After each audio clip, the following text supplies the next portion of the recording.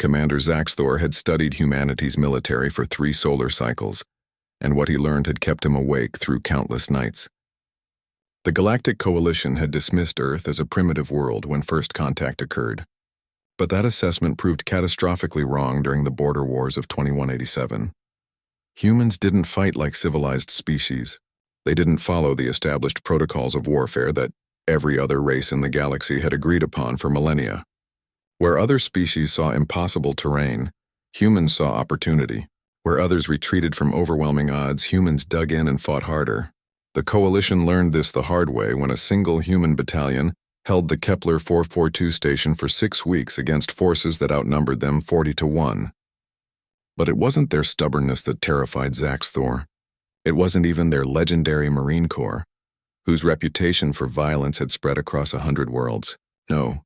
What kept the commander's sleep cycles disturbed was something else entirely, something the intelligence reports only whispered about in classified briefings: the vanishing units. Zaxthor stood before the holographic display in his command ship, reviewing footage from the failed assault on Earth's outer colonies. His secondary eyes tracked movement patterns while his primary eyes focused on the heat signatures. Standard human military forces appeared in crisp orange and red, their positions logical and defendable. But there were gaps in the data, dark spaces where his sensors detected nothing. "Replay the Titan base assault," he commanded his tactical officer. The hologram shimmered, reconstructing the battle from 2 months prior. Coalition forces had deployed overwhelming firepower against a human research facility on Titan, Saturn's largest moon. Victory should have been assured within hours. Instead, the assault force had been annihilated in 47 minutes. "Freeze," Zaxthor said, studying the moment when everything went wrong. His fleet had landed, troops had deployed, and then the dark spaces moved. Soldiers reported seeing nothing, hearing nothing, but their comrades began disappearing. Not dying, that would show on the sensors. Disappearing, pulled into shadows that shouldn't exist, taken by sounds they couldn't identify until it was too late. The human military had ghost stories, Zaxthor had learned. Every culture did. But humans turned their ghosts into weapons. His research had uncovered references scattered throughout captured human military databases. Navy SEALs, Delta Force, SAS, Spetsnaz. Names that appeared in redacted documents and whispered conversations. Elite units that operated beyond the conventional forces, in the spaces between light and dark, between known and unknown. "Sir, incoming transmission from High Command," his communications officer announced. Zaxthor's scales rippled with apprehension as the hologram shifted to display Fleet Admiral Cretan, the Coalition's supreme military commander. "Commander Zaxthor, your request to withdraw forces from the Sol system has been denied," the Admiral said, his voice carrying the weight of political pressure. "The Council demands we press forward. Humanity must be brought into compliance." "Admiral, with respect, we don't understand what we're facing," Zaxthor protested. "The conventional human forces we can match, even defeat with sufficient numbers. But these other units, ghost stories," Cretan interrupted. "Propaganda designed to inspire fear.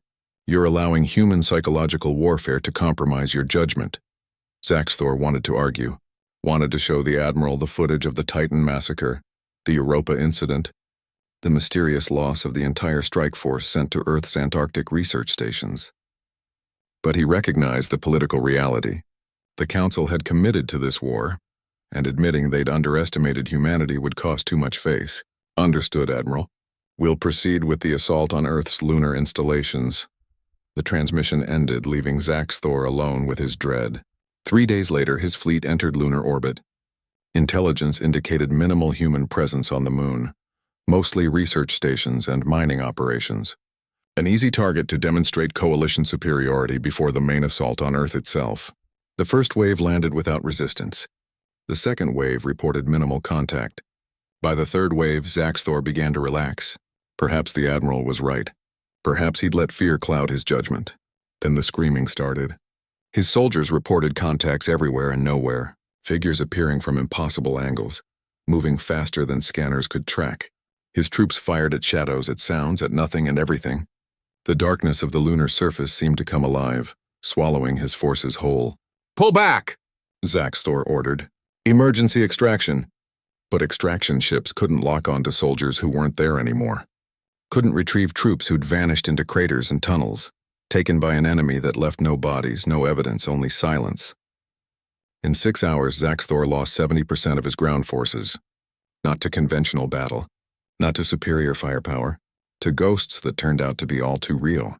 The surviving troops told stories that would haunt the coalition for generations, of humans emerging from the dark, faces painted black moving without sound, of impossible shots from impossible distances, of enemies who spoke every language, who knew every tactic, who seemed to read minds and predict movements before they happened. When the reports finally reached the Galactic Council, they included a new designation for Earth's military threat level. The regular forces were classified as extreme danger, but the vanishing units, those ghosts in the dark, received their own category. Extinction level threat. Humanity had shown the galaxy something it had never seen before. They'd proven that the most dangerous predator wasn't the one you could see coming. It was the one you never saw at all.